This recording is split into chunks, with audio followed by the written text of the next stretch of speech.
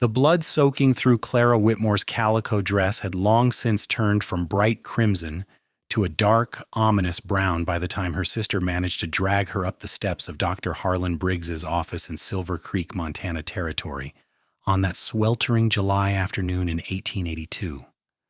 The town physician looked up from his ledger with cold eyes that assessed the damage before he even set down his pen, watching as 23-year-old Margaret Whitmore struggled under the weight of her older sister's limp body. "Please, sir, she needs help immediately," Margaret gasped, her face streaked with dust and tears. "Our wagon overturned 3 miles outside town. A piece of the frame went straight through her side when we crashed." Dr. Briggs stood slowly, adjusting his spectacles as he examined Clara from a distance. The injured woman's face had gone pale as winter snow, her breathing shallow and labored. She was perhaps 25 years old, with auburn hair that had come loose from its pins and now clung to her damp forehead. Her eyes fluttered but did not open. "Set her on the examination table," the doctor said flatly, gesturing toward the back room. Margaret half-carried, half-dragged her sister through the doorway, laying her as gently as possible on the hard surface.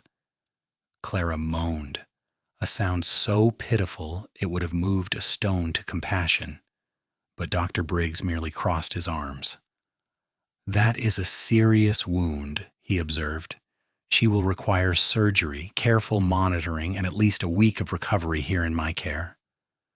"Yes, of course, whatever she needs," Margaret said desperately, gripping her sister's limp hand. "My fee is $50, payable immediately before I begin treatment." The words hung in the air like an executioner's blade. Margaret's face drained of what little color remained. $50?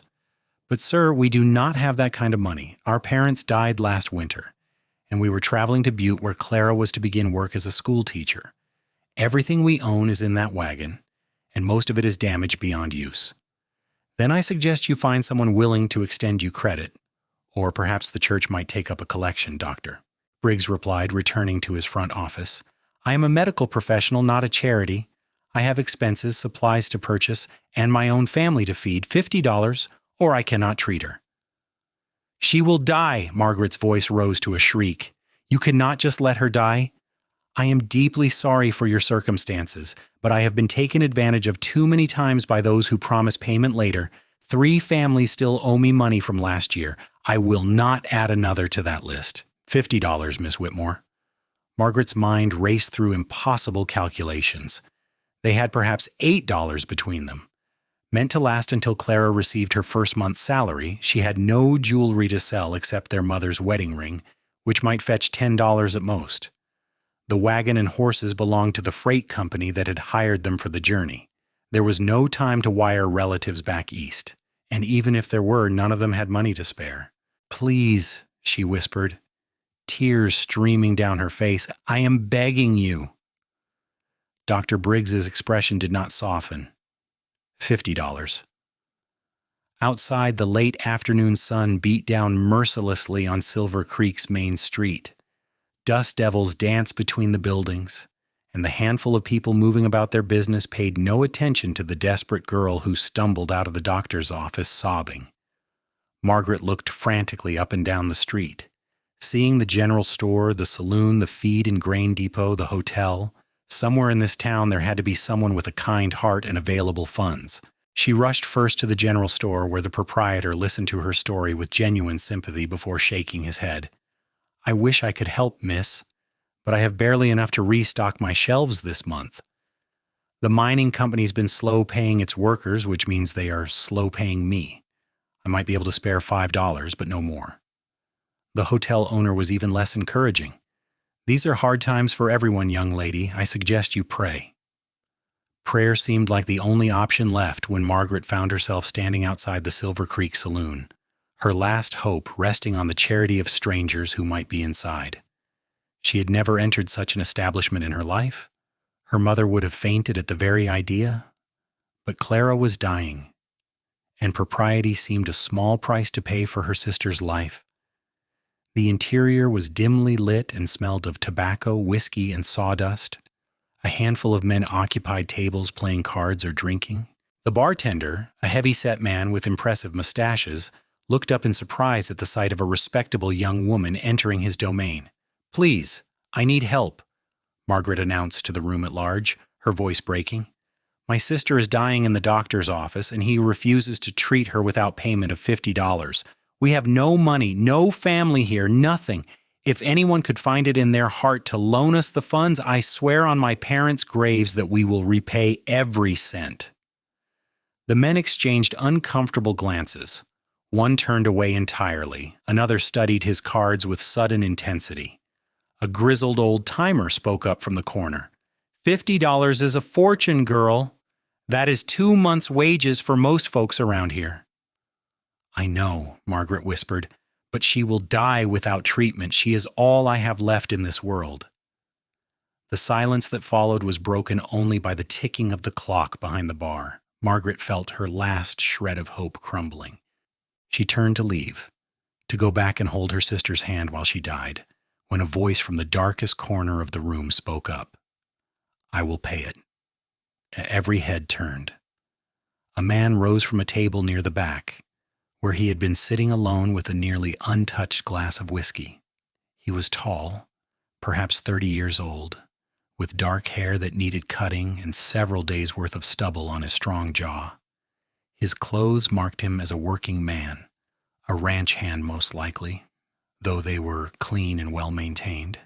His eyes, when they met Margaret's, were the color of slate under storm clouds. "You will pay $50? The bartender said incredulously.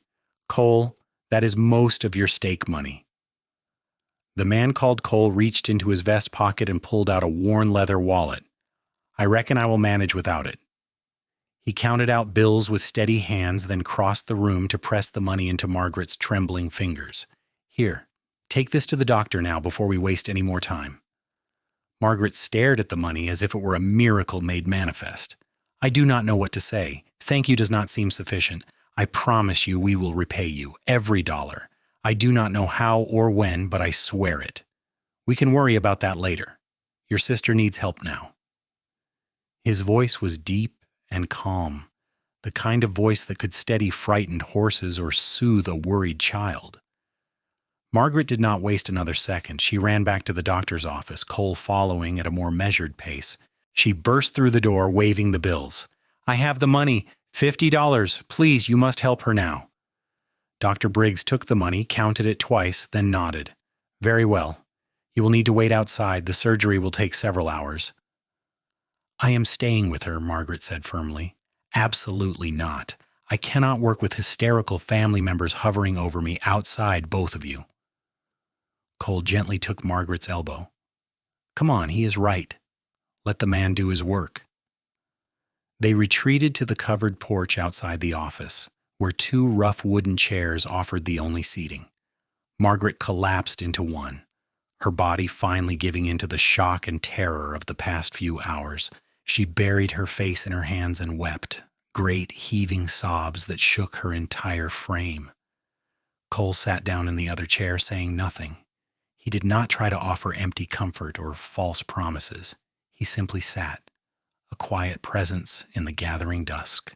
When Margaret's tears finally subsided into hiccuping gasps, he handed her a clean handkerchief from his pocket. "Thank you," she managed. "For everything. I do not even know your name." "Cole Brennan. I work at the Triple R Ranch, about 10 miles north of here." "Margaret Whitmore. And my sister is Clara. We came from Ohio. Our parents died last winter, both of them from influenza within a week of each other. Clara received an offer to teach at a school in Butte, so we sold everything and bought passage on a freight wagon heading west. We were so close. Just one more day, and we would have arrived safely." "What happened to the wagon?" "The rear axle broke on a rocky stretch of road. The whole thing tipped sideways and Clara was thrown against the frame. I managed to crawl out and get her free, but there was so much blood. A prospector came along and brought us into town in his cart, but then he left, and I did not even get his name to thank him properly." Cole nodded slowly. "You did well getting her here. That took strength." "I was so frightened. I am still frightened. What if the doctor cannot save her?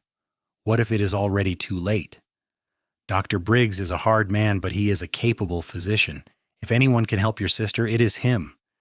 They fell into silence as the sky deepened from blue to purple to black. Stars emerged overhead, brilliant and countless in the clear Montana air. The town settled into its evening rhythms. Piano music drifted from the saloon.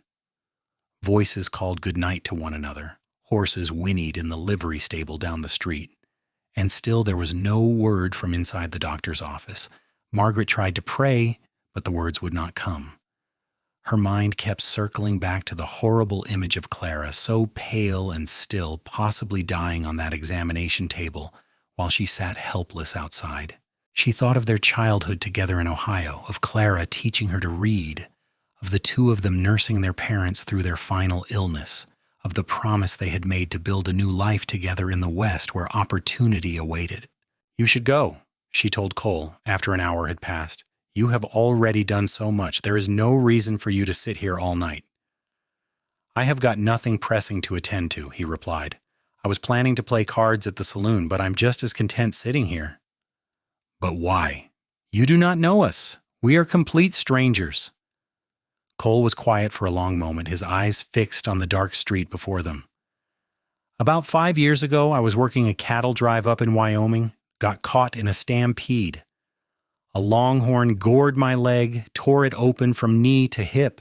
I passed out from blood loss, and when I woke up, I was in a line shack and an old Crow medicine woman was stitching me up. She did not speak English, and I did not speak her language, but she saved my life. When I tried to pay her, she refused. I offered her everything I had, which was not much, but she just shook her head and left. I never even learned her name." "That is a remarkable story," Margaret said softly. "The point is she helped me because I needed help, not because she expected anything in return. I have thought about that a lot over the years. Seemed to me that is how things ought to be. We ought to help each other when we can, simply because we can. So when I heard you in the saloon tonight, I knew what I had to do." "You are a good man, Cole Brennan." "I am just a man. No better or worse than most." Another hour passed, then another. Margaret dozed fitfully, jerking awake every few minutes in panic, certain she had heard some terrible sound from inside. Cole remained alert, occasionally standing to stretch his legs, but always returning to his chair. Near midnight, the door finally opened, and Dr. Briggs emerged, wiping his hands on a blood-stained towel. Margaret leaped to her feet. "How is she? Please, tell me she'll be all right." "The surgery was successful, Doctor," Briggs said, and Margaret nearly collapsed with relief. "I removed a significant piece of wood from her abdomen and repaired the damage as best I could. She lost a considerable amount of blood, which is concerning, but she is young and appears to have a strong constitution. If infection does not set in, she should recover." "Can I see her?" "Briefly. She is unconscious and will likely remain so until morning. I have given her laudanum for the pain. She will stay here under my care for at least a week, possibly longer depending on her progress." Margaret rushed inside to find Clara lying on a cot in the back room covered with a clean sheet. Her breathing was deeper now, more regular, and some color had returned to her cheeks. Margaret took her hand and squeezed it gently, tears of relief streaming down her face. "You're going to be fine," she whispered. "You hear me, Clara? You're going to be just fine." Cole appeared in the doorway. "I'm glad she came through it. You should get some rest yourself now. Is there somewhere you can stay?" Margaret realized with a start that she had not given any thought to her own situation. "I suppose I will have to find a room at the hotel, though I do not know how I will afford it with what little money we have left." "The hotel is expensive. Mrs. Carmichael runs a boarding house on 3rd Street that is more reasonable. I can walk you there if you like." Dr. Briggs cleared his throat. "There is a small room adjacent to this one where family members sometimes stay when watching over patients. It has a cot and a wash basin, nothing more, but you are welcome to use it at no additional charge." It was perhaps the kindest thing the doctor had said all evening. Margaret accepted gratefully, and Cole bid them both good night, promising to return the next day to check on Clara's progress. True to his word, Cole appeared at the doctor's office the following afternoon carrying a basket of food from the hotel restaurant. Margaret had spent a sleepless night alternating between watching her sister and pacing the small room, terrified that every labored breath might be Clara's last. But as dawn broke, Clara's condition had stabilized. She had even awakened briefly, confused and in pain, but undeniably alive. "I thought you might not have eaten," Cole said, offering Margaret the basket. She realized she was ravenous. "You are too kind. Please sit with me while I eat. I want to know more about the man who saved my sister's life." They sat on the porch again, and Margaret devoured bread and cheese while Cole told her about his life. He had been born in Texas, the youngest of 4 brothers. His father had been a rancher, but a series of droughts and bad luck had forced the family to sell their land. Cole had headed north at 18, hiring on with various outfits, learning the cattle trade from the ground up. For the past 3 years, he had worked at the Triple R Ranch, saving every dollar he could with the dream of eventually buying his own spread. "That $50 was meant to be part of your ranch fund, was it not?" Margaret asked quietly. "It was." "Then I have not just indebted myself to you, I have delayed your dreams. That makes the weight of this obligation even heavier." "Do not think of it as an obligation, think of it as an investment." "An investment in what?" Cole smiled, and it transformed his serious face into something warm and genuine. "In the future, in the idea that good things can happen even in hard times, in 2 sisters who deserve a chance at the life they are building." Margaret felt something shift in her chest, a flutter that had nothing to do with fear or worry. She studied Cole's face properly for the first time, noting the weathered lines around his eyes that spoke of years spent in the sun, the small scar on his chin, the way his hair curled slightly at the ends. He was handsome in a rugged, unpolished way, but more than that, he was kind.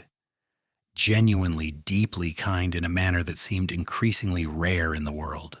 Over the following days, Cole became a constant presence at the doctor's office. He would arrive after his work at the ranch was done, sometimes dusty and tired from a long day, and sit with Margaret while she kept vigil over Clara. They talked about everything and nothing. He told her stories about cattle drives and wild horses, about sleeping under the stars and waking to frost on his blanket. She told him about growing up in Ohio, about her father's work as a clerk, about the small pleasures of their old life that she missed, the Sunday dinners and church socials, and the feeling of being rooted somewhere. Clara's recovery progressed slowly but steadily. By the 3rd day, she was able to sit up and take broth. By the 5th day, she was demanding real food and complaining about being confined to bed. Dr. Briggs pronounced himself cautiously optimistic, though he insisted she remain under his care for the full week. On the 6th evening, Clara was sleeping peacefully when Cole and Margaret took their usual spots on the porch. The summer air was warm and thick with the scent of prairie grass. Somewhere in the distance, a coyote called to its pack. "I've been thinking about your situation," Cole said, "about what happens after Clara is released from the doctor's care." "We will continue on to Butte," Margaret replied, though the prospect filled her with dread. "Clara's teaching position is waiting for her, and we have nowhere else to go." "That is what I thought you would say, so I took the liberty of checking with the freight company about getting you another wagon for the remainder of your journey. They have agreed to provide one at a reduced rate considering the accident was due to faulty equipment on their part. It will cost $12. $12 we do not have," Margaret said miserably. "Between the few dollars we had left and what I have spent on food and necessities this week, we are nearly destitute. I will cover it." "No," Margaret's voice was sharp. "No. Cole, you have already given us so much. I cannot allow you to give any more. It is too much." "Margaret, I mean it. We will find another way. Perhaps I can find work here in Silver Creek for a few weeks, earn enough money to pay for our passage. Or we can write to the school in Butte and explain the situation, ask if they might send an advance on Clara's salary." Cole leaned forward, his elbows on his knees, his expression serious. "Can I speak plainly?" "Of course." "I do not want you to go to Butte." Margaret's heart began to pound. "What do you mean?" "I mean that over this past week I have come to care about you a great deal. More than I probably should, given that we barely know each other. But there it is. I do not want you to leave Silver Creek because if you leave, I will likely never see you again, and that strikes me as about the worst possible outcome of this whole situation. Cole, I do not know what to say. You do not have to say anything right now. Just hear me out. Silver Creek is growing. There is talk of bringing in a railroad spur, which would mean more business, more people, more opportunities. The school here is small, but they need teachers. I spoke with the superintendent, and he said he would be happy to interview Clara for a position. It would not pay as much as the Butte job, but it would be steady work. Why would you do all this for us? Cole reached over and took her hand, his calloused fingers wrapping around hers, because in the span of 1 week, you have become important to me, because I admire your strength and your devotion to your sister, because when I look at you, I see someone I could build a life with if you would be willing to take a chance on a cowboy with more dreams than dollars. Margaret's eyes filled with tears for what felt like the 100th time that week. But these were different. These were tears of wonder, of unexpected joy, of a future she had not dared to imagine. I barely know you, she whispered. Then stay and get to know me. Give me a chance to court you properly. Let me prove that I am a man worth taking a risk on. This is all happening so fast, my head is spinning. I know. And I'm not asking you to make any decisions tonight. Talk it over with Clara when she is feeling stronger. Think about it. But please, at least consider the possibility. Margaret squeezed his hand. I will consider it. That is all I can promise right now. That is enough. When Clara was finally released from Dr. Briggs's care, Margaret helped her sister to the boarding house where they had taken a room using the last of their meager funds. Clara was weak but determined, insisting on walking rather than being carried. Once settled in their small room, Margaret laid out everything that had happened, including Cole's offer and his confession of feelings. Clara listened intently, her sharp mind working through the implications. Do you care for him? She asked when Margaret had finished. I think I do. Is that mad? We have known each other for barely a week. Our parents knew each other for 2 weeks before Father proposed. Sometimes you just know. Clara winced as she shifted position. Tell me honestly, Margaret, if I were not in the equation, if you had no obligations to me, what would you want to do? That is not fair. You are in the equation. We are a family. Answer the question. Margaret closed her eyes, allowing herself to imagine a future in Silver Creek. She thought of Cole's steady presence, his quiet kindness, the way his eyes lit up when he smiled. She thought of building a life in this rough but growing town, of Sunday dinners and church socials, and the possibility of love. I would want to stay, she admitted. I would want to see where things might lead with Cole. Then that settles it. We will stay. But what about the teaching position in Butte? They are expecting you. I will write them a letter explaining that circumstances have changed and recommending they find another teacher. It is not ideal, but these things happen. And if what you say about the school here is true, I will have work soon enough. Are you certain? Clara, I do not want you to give up your opportunity because of me. Clara took her sister's hand. Listen to me carefully. You spent years caring for our parents while I pursued my education. You gave up any chance of courtship or marriage to nurse them through their illness. You hauled me into this town and fought for my life when I was too weak to fight for myself. Now it is my turn to support you. If this man makes you happy, if he offers you a chance at love, then we are staying in Silver Creek, and that is the end of the discussion.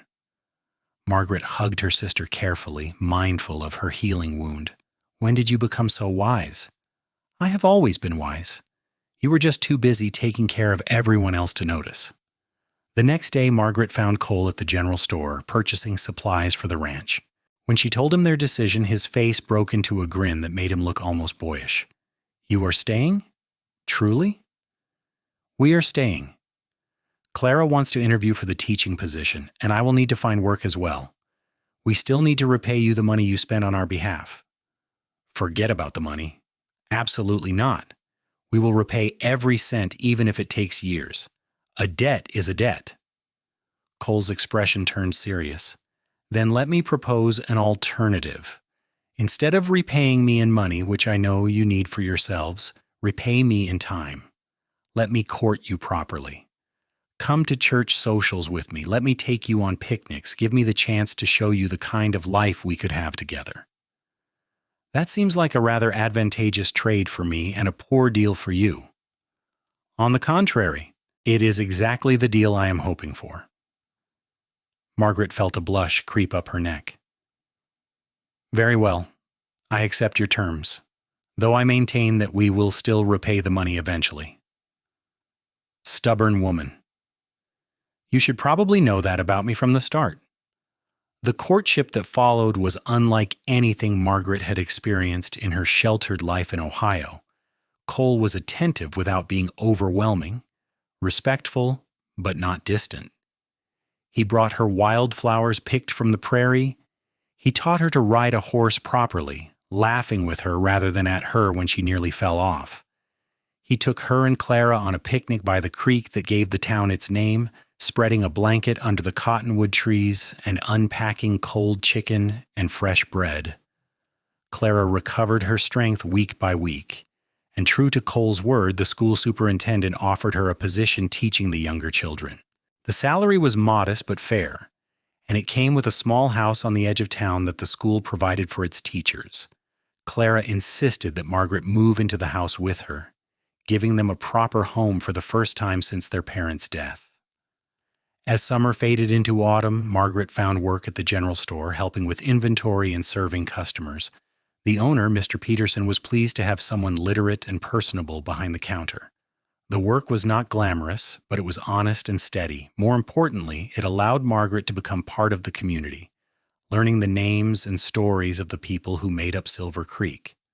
Through it all, her feelings for Cole deepened.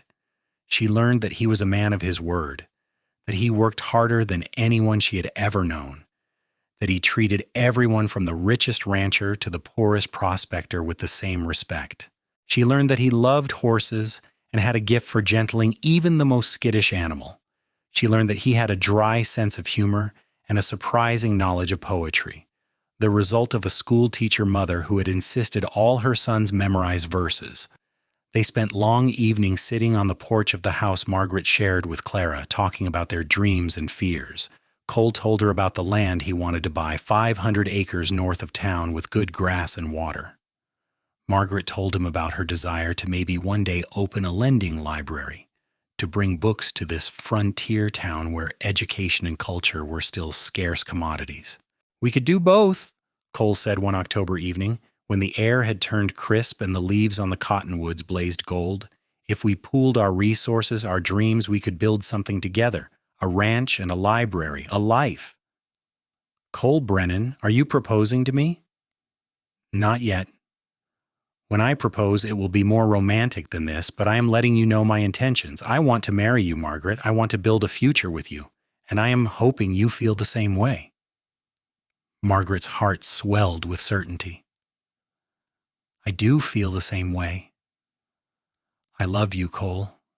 I think I have loved you since the night you gave us that money and sat with me through the dark hours, asking nothing in return. He kissed her then, gentle and sweet, and Margaret felt as though her entire life had been leading to this moment. All the loss and grief, all the fear and uncertainty had brought her here to this place, to this man, to this love that felt as vast and enduring as the Montana sky above them. Cole proposed properly on Christmas Eve, in front of the decorated tree at the church social, with what seemed like the entire town watching. He got down on one knee and offered her a simple gold band that had belonged to his grandmother. Margaret said yes before he even finished asking the question, and the assembled crowd erupted in cheers and applause. They were married in March of 1883, in the same church where he had proposed.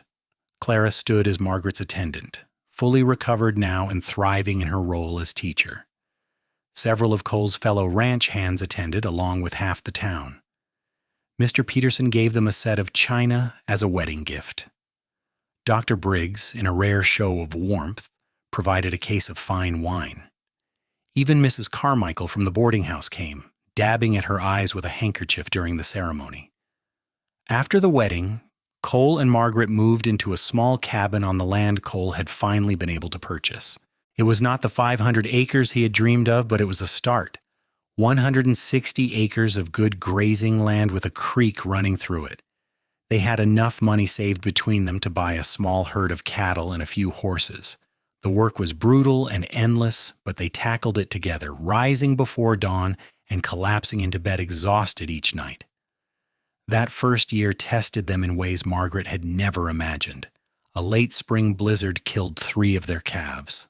A broken fence allowed half their herd to wander onto a neighbor's property, creating a dispute that took weeks to resolve. The cabin roof leaked, and they spent one miserable week with buckets positioned throughout the house to catch the drips. But there were joys too. The first time they sold cattle at market and made a profit. The night they sat on their porch and counted 17 shooting stars. The morning Margaret woke up feeling queasy and realized she was pregnant. Cole's face when she told him the news was something she would treasure for the rest of her life. A mixture of awe and terror and pure happiness. Their son was born in January of 1884, during one of the coldest winters Montana had seen in years. Clara stayed with them for the birth, assisting the midwife and taking charge of the household while Margaret recovered. They named the baby James, after Cole's father, and he had his father's dark hair and his mother's blue eyes. Life settled into a rhythm. The ranch slowly grew.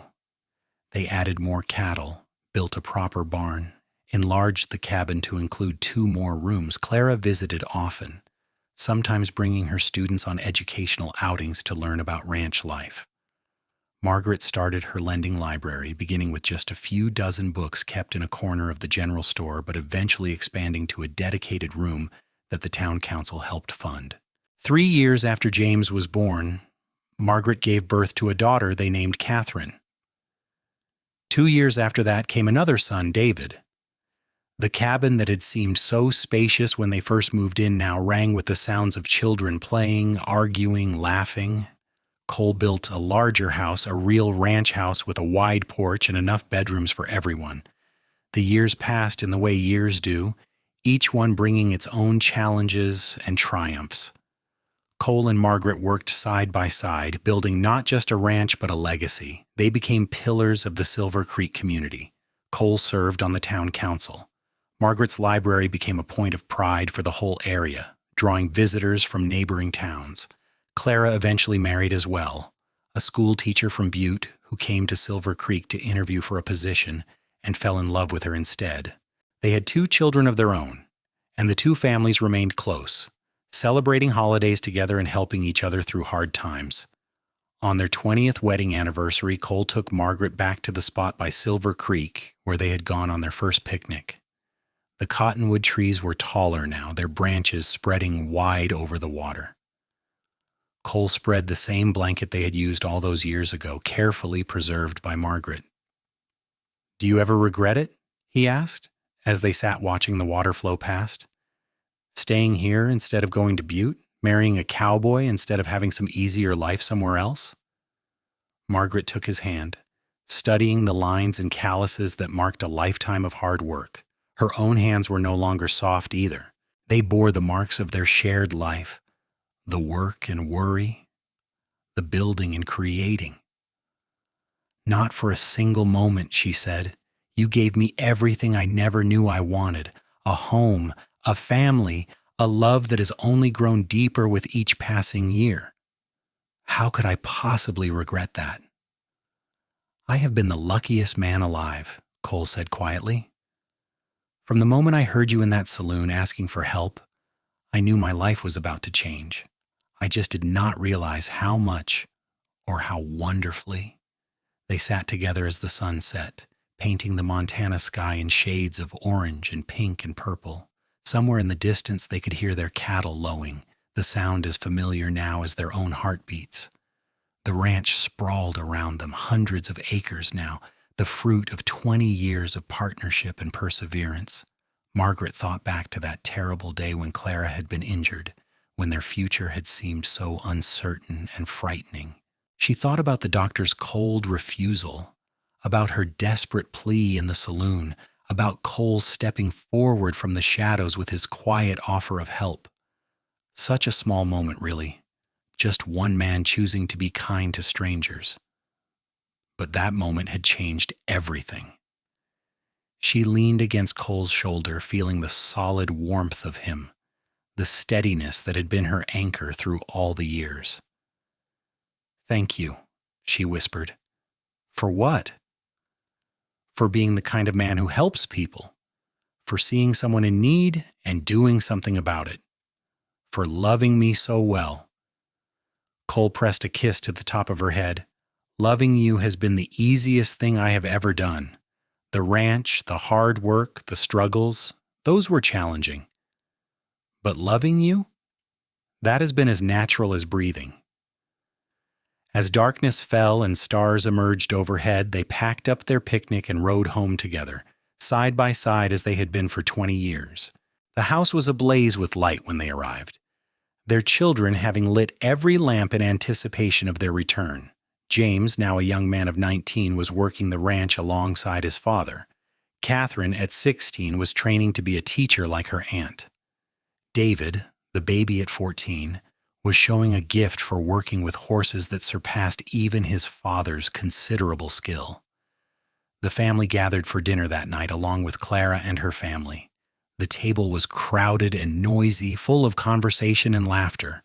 Margaret looked around at these faces she loved, at the life she and Cole had built together, and felt a contentment so profound it brought tears to her eyes. Later, after everyone had gone home or to bed, Cole and Margaret sat on their porch, the same spot where he had told her he did not want her to leave, where he had first kissed her, where they had dreamed together about the future. That future was now their present, and it was more beautiful than anything Margaret could have imagined on that terrible day when she had thought she was going to lose everything. "Tell me again," Margaret said, as she had asked him to do countless times over the years. Cole knew what she wanted. He had told the story so many times it had become part of their family lore, the tale their children would tell their grandchildren someday. "I was sitting in the saloon minding my own business when the prettiest girl I had ever seen came through the door looking like the world was ending. She told a story about her sister and a heartless doctor and $50 that might as well have been $5,000. And I thought to myself, Cole Brennan, you can sit here and do nothing. Or you can do something that might just change your life. And you chose to do something. Best decision I ever made. Well, second best. The best was convincing you to marry me." Margaret laughed. "I do not recall needing much convincing." "True enough. You always were a smart woman." They sat in comfortable silence, listening to the night sounds of the ranch, the cattle settling down, the horses shifting in the barn, an owl calling from somewhere in the darkness. This was their life, hard-won and deeply cherished, built on a foundation of kindness offered and gratitude returned, of love discovered in the most unlikely circumstances. The seasons continued their eternal cycle. Springs came with new calves and hard work. Summers brought roundups and long days in the saddle. Autumns meant preparing for winter, laying in supplies, repairing buildings against the coming cold. Winters were for rest and family, for telling stories around the fire and planning for the year ahead. James eventually took over more of the ranch operations, showing a keen mind for business that allowed the ranch to expand even further. He married a girl from town, the daughter of the banker, and they built a house on the far corner of the property. Catherine did indeed become a teacher, taking over Clara's position when her aunt finally retired. She married a lawyer who came west seeking adventure and found love instead. David, true to his childhood promise, became a renowned horse breeder, known throughout Montana for his skill. Cole and Margaret grew old together, their dark hair turning to silver, their faces weathering into comfortable lines. They remained partners in every sense of the word, working the ranch together even as their children urged them to slow down. "We will have time to rest when we are dead," Cole would joke, though he did make concessions to age, hiring more hands to do the heaviest work. On their 40th wedding anniversary, the whole family gathered, children and grandchildren filling the ranch house to bursting. Someone asked Margaret to tell the story of how she and Cole had met, and she obliged, her voice still strong despite her 73 years.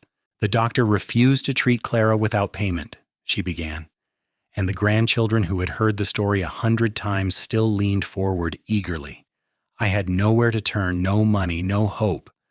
So I walked into a saloon, which was probably the most scandalous thing I had ever done, and I asked a room full of strangers to save my sister's life. And Grandpa said yes. The youngest grandchild, 4-year-old Emma, chimed in. He did indeed. He gave us $50, which was a fortune, and then he sat with me through the whole night while the doctor operated. He did not have to do that.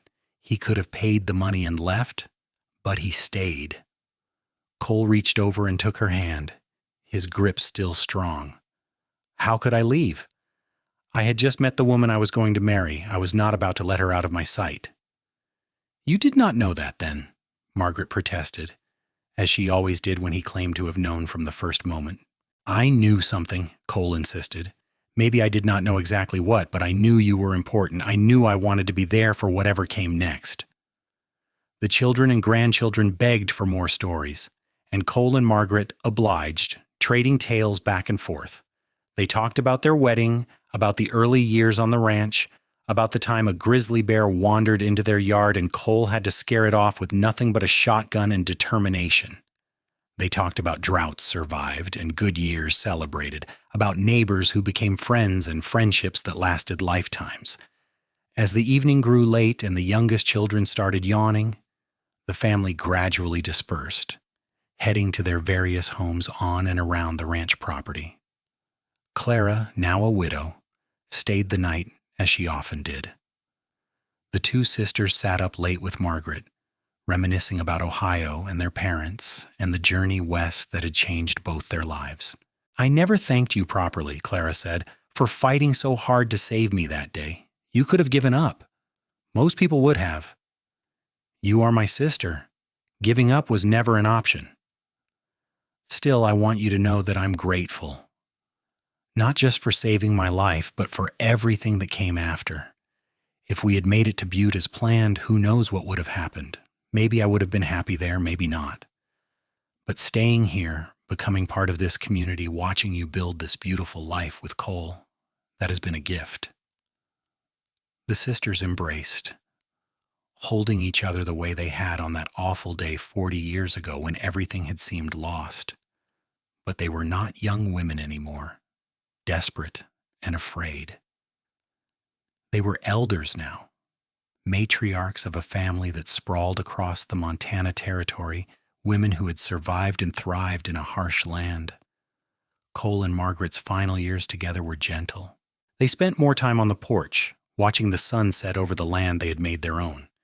They took slow walks around the property, Cole pointing out improvements he wanted to make, Margaret reminding him that their children were perfectly capable of handling such things.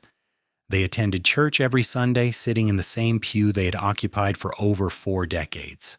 They visited Margaret's library, now housed in a dedicated building the town had constructed in her honor. Cole died first, peacefully in his sleep at the age of 82 with Margaret beside him.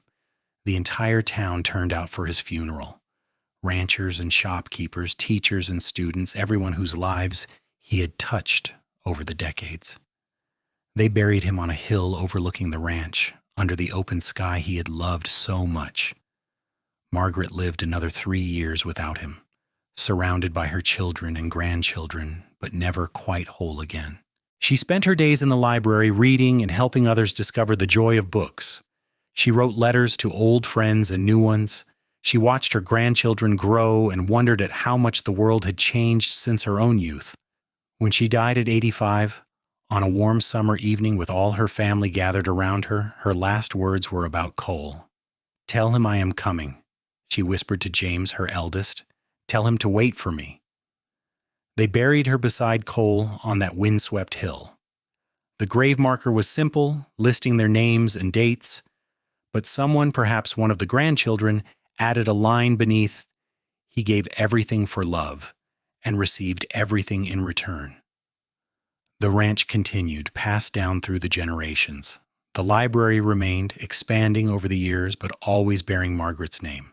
The story of the doctor who refused to treat Clara without payment, and the cowboy who paid the fee and waded through the night became legend in Silver Creek, told and retold until it took on the quality of myth. But it was not a myth. It was simply the story of two people who found each other in the darkest moment, who chose kindness over indifference, who built a love that lasted a lifetime and beyond. It was a story of the West, of hard work and harder choices, of sacrifice and reward, of strangers becoming family and family becoming everything.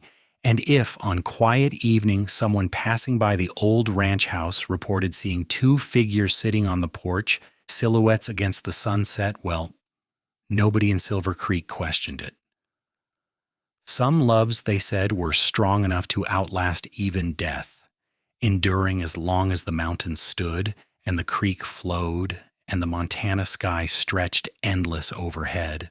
The little town of Silver Creek grew and prospered over the years that followed, eventually becoming a small city connected by railroad to the wider world. But it never forgot its roots, never forgot the people who had built it. And always, in the hearts of those who called it home, there lived the story of Margaret and Cole, a reminder that sometimes the most profound changes in life come from the simple choice to help a stranger in need, and that love, when built on a foundation of kindness and respect, can weather any storm and last forever.